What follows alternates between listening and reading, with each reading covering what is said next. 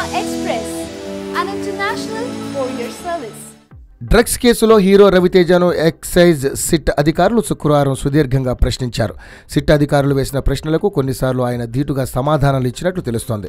మొత్తం మీద విచారణలో ఆయనను అధికారులు ఉక్కిరిబిక్కిరి చేశారు.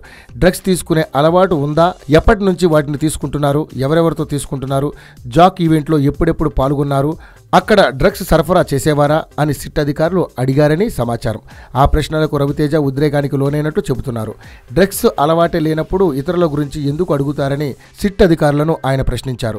ఇక మీరు ఎక్కువగా బయట ప్రదేశాలను ఎందుకు సందర్శిస్తారు అని అడగ్గా క్రియేటివిటీ కోసమే బ్యాంకాక్, గోవా లాంటి ప్రాంతాలకు వెళ్తామని రవితేజ సిట్కు చెప్పాడని అంటున్నారు.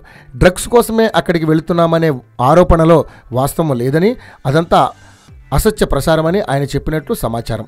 తనకు మద్యం అలవాటు మాత్రమే ఉందని, అది కూడా వారాంతాల్లో తన ఇంట్లో లేదా సన్నిహితుల ఇళ్లలోనే మద్యం సేవిస్తానని టాలీవుడ్ హీరో రవితేజ స్పష్టం చేశారు.